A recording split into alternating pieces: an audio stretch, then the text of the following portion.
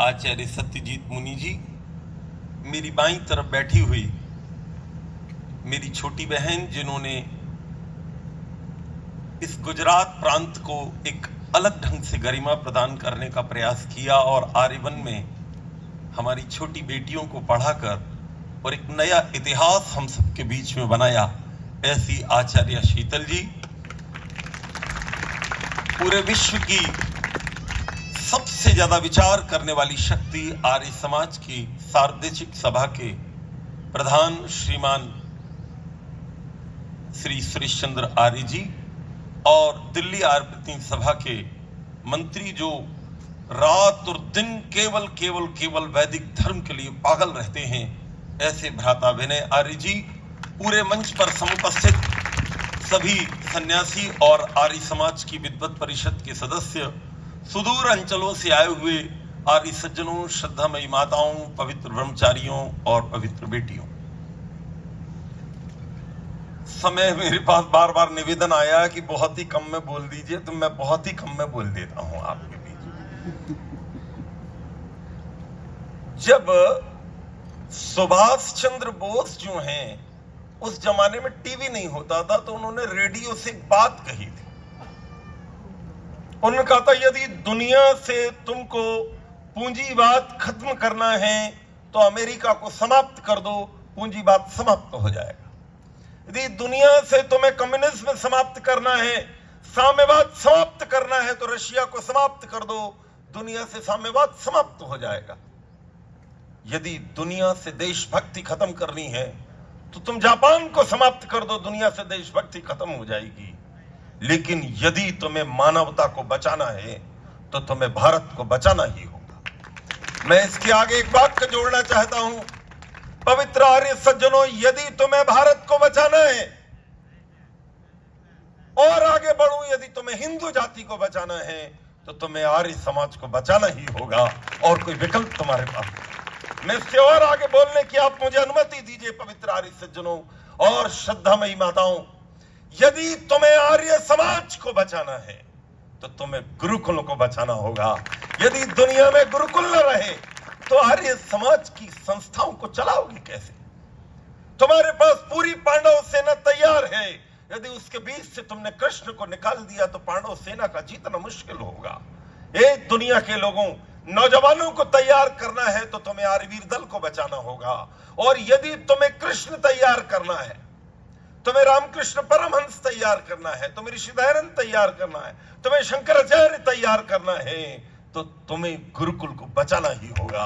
यदि गुरुकुल होंगे तो आने वाली पीढ़ी में इस मंच पर बैठाओगे किसको? तुम मंच पे बैठाने के लिए तो तुम्हें गुरुकुल से स्नातक लाने ही होंगे।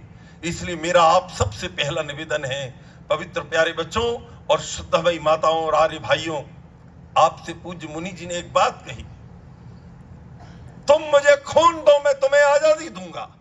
ये बात किसी समय बोली गई थी, मैं आज इसको थोड़ा बदलना चाहता हूं। तुम मुझे समय दो, तुम मुझे संतान दो, ए दुनिया के लोगों, तुम मुझे संतान दो, मैं तुम्हें आर्य समाज का भविष्य दूंगा।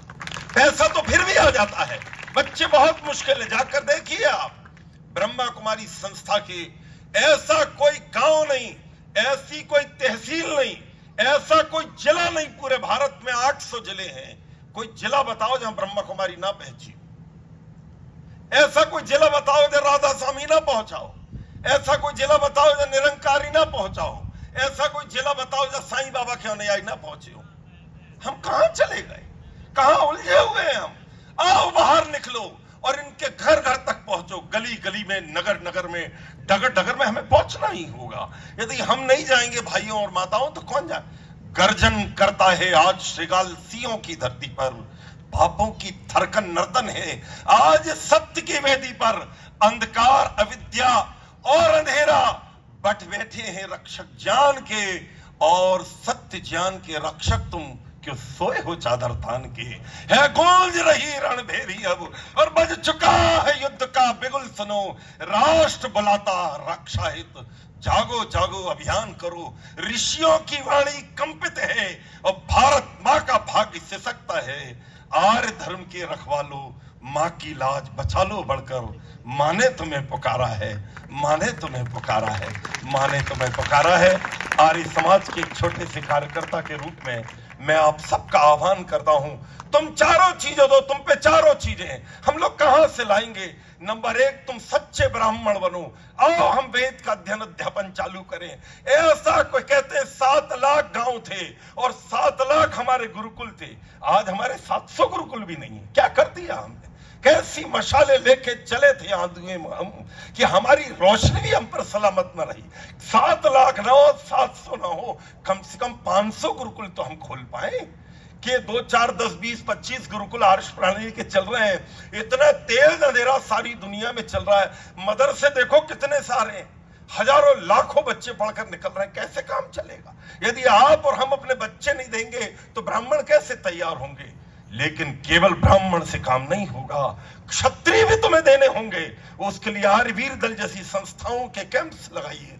और मैं बधाई देता हूं आर्यवन के लोगों को, जहां एक तरफ आप ये गुरुकुल चला रहे हैं, दूसरी तरफ आर्यवीर दल के कैंप्स भी आपके यहाँ लगते हैं, शिविर लगते हैं, नई पीढ़ी को वहां से भी तैयार करना है।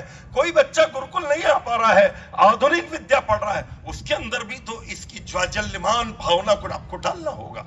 और वैश्य तो आप हैं ही, धन आप देते हैं, बहुत जरूरी है, लेकिन एक चौथा वर्ग और तैयार करना है, वो सेवा वाला है। ये जब पंडाल सजते हैं, बड़े बड़े काम करते हैं, अभी इतना बड़ा प्रोग्राम कल से प्रारंभ हो रहा है, हमें वॉलंटियर्स की भी तो जरूरत है। सभी ब्राह्मण बन गए, सभी क्षत्रिय बन गए, सभी वैश्य बन गए, तो वॉलंटियर कहां से लाएंगे? जाकर देखो दूसरी संस्थाओं में, कोई कार सेवा कर रहा है, कोई झाड़ू लगा रहा है, कोई बर्तन धो रहा है। आओ हम एक तरफ अपने बेटे को ब्राह्मण बनाएं, तो जरूरत पड़े तो वो क्षत्रिय बन जाए, जरूरत पड़े तो वो वैश्य बन जाए, और हो सके दुनिया के लोगों तो जरूरत पड़े तो वो शूद्र बनकर सेवा भी कर दे। ऐसा कहते हैं मायावती ने, काशी राम ने एक नारा दिया था, तिलक तराजू और तलवार, इनको जूते मारो 4। मैं इस नारे को बदलना चाहता हूं और आर्य समाज की भूमि पर मैं कहना चाहता हूं, तिलक तराजू और तलवार, आओ कर दो इनकी जय जयकार, कर दो इनकी जय जयकार, कर दो इनकी जय जयकार। आर्य समाज के तीनों चारों वर्ग होंगे तो ये संस्थाएं फलेंगी फूलेंगी। एक छोटी सी बात, छोटी सी कहानी बोलकर मैं पीछे हट जाऊंगा, आप कहें तो सुना दूं और नहीं तो फिर अगली बार सुना दूंगा। 2 मिनट सुन लेंगे? बोलिए, केवल 2 मिनट, ठीक है? तो 2 मिनट में आप एक कहानी सुन लीजिए। बहुत साल पुरानी बात है, एक पी शंकर नाम के बहुत बड़े संगीतकार थे, फिल्मी दुनिया में, साउथ इंडिया में उनका बड़ा नाम था, लोग दूर दूर से उनको लेने आते थे, मिलने आते थे। वो बहुत बड़े स्कॉलर थे, लेकिन उनको हिंदी नहीं आती थी, वो तमिल भाषा जानते थे। एक बार वो रद्दी की दुकान पर बैठे जा रहे थे, कुछ उनको खरीदना या बेचना था, इतने में वहां उन्होंने किताब पढ़ी देखी। वो किताब देख उनको लगा किताब तो बड़ी कमाल की, तमिल भाषा में वो किताब थी। वो बड़े प्रभावित हुए उस किताब को पढ़कर। उन्होंने उससे कहा, भैया इसके एक पेज में मजा आ गया, तू तो पैसे ले ले। पुराना जमाना था, उस जमाने में 25 पैसे 50 पैसे उन्होंने वो किताब ले ली और घर आकर उसको पढ़ी, उनकी आंखें खुल गई। उनको पता लगा ये किताब तो दुनिया की बेजोड़ किताब है, इसको पढ़ने के बाद तो मेरी आंखें पूरी खुल गई।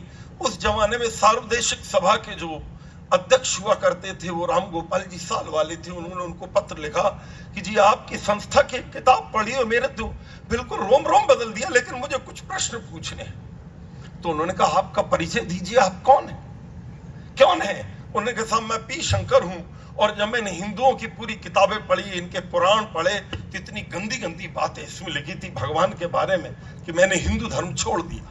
जब हिंदू धर्म छोड़ दिया तो मेरे पास मुसलमान दौड़े दौड़े आ गए और एक कहने लगे, पी शंकर सर आप इतनी बड़ी स्कॉलर हैं, आप ऐसा कीजिए मुसलमान बन जाइए।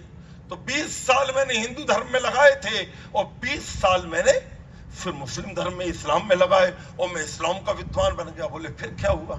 लेकिन इस्लाम की गंदी गंदी बातें जब मैंने इस किताब में पढ़ी और माताओं बहनों का अपमान देखा, तो मैंने भैया इनके बड़े बड़े मौलवियों से कहा कि मेरी बातों के उत्तर दो, तो इनमें से कोई उत्तर ही देने को तैयार नहीं। मैंने कहा देखो भाई, मैंने हिंदू धर्म छोड़ा है, मैं 2 मिनट में तुम्हारा धर्म भी छोड़ दूं, जिसकी ताकत है वो उत्तर दो, नहीं तो छोड़ा।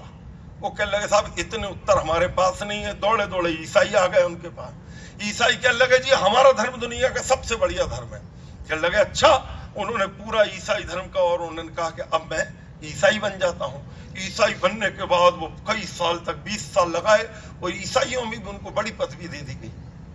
और उसी बीच ईसाइयों के प्रश्न कुमारी से हुआ, ये हुआ, वो, उन्होंने कहा ये मेरी श्रद्धा नहीं बन रही है। इसी बीच उनको ये सत्यार्थ प्रकाश मिल गया। उन्होंने राम गोपाल सालवाले जी को ये कहा, कहने लगे जी कृपया आप मेरे प्रश्न, कहने लगे ऐसा कीजिए आप गाजियाबाद चले जाइए, हमारे एक विद्वान हैं अमर स्वामी सरस्वती उनका नाम था, पंडित अमर सिंह ठाकुर के नाम से बहुत बड़े शास्त्र, बोले आप इनसे संपर्क कीजिए, हमारा एक एक प्रश्न का आपको उत्तर देंगे। हम पूरे उत्तर उनको दिए गए और वो बिल्कुल कृतकृत हो गए।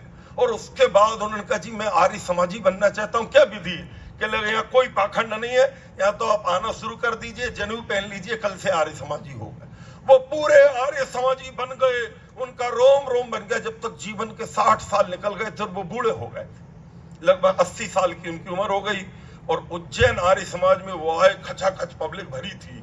और जिन्होंने मुझे आर्य समाजी बनाया उन्होंने एक कहानी सुनाई, पूरी पब्लिक के बीच में उन्होंने एक प्रवचन दिया, उसकी 2 वाक्य बोलकर मैं पीछे हट जाऊंगा। उन्होंने कहा, ए आर्य समाजियों, जिस सत्यार्थ प्रकाश को पाने में मेरी धधकती जवानी के 60 साल खत्म हो गए, भगवान की कैसी विचित्र व्यवस्था है कि वो सत्यार्थ प्रकाश तुम्हें जन्म से प्राप्त है। तो ये आर्य समाजियों में तुम सबसे कहना चाहता हूं कि अपने घरों में पठन पाठन चालू करना, चलता रहेगा ये पठन पाठन, तो ये गुरुकुल फलेंगे फूलेंगे, ये संस्थाएं फलेंगी फूलेंगी और आने वाली पीढ़ी तैयार होगी। आपने इतनी तन्मयता से मेरी इस टूटी फूटी वाणी को सुना, इसके लिए मैं आप सबका धन्यवाद करता हूं। मानस भवन में आर्यजन और जिसकी उतारे आरती, और भगवान फिर संसार में गूंजे हमारी भारती, गूंजे हमारी भारती और गूंजे हमारी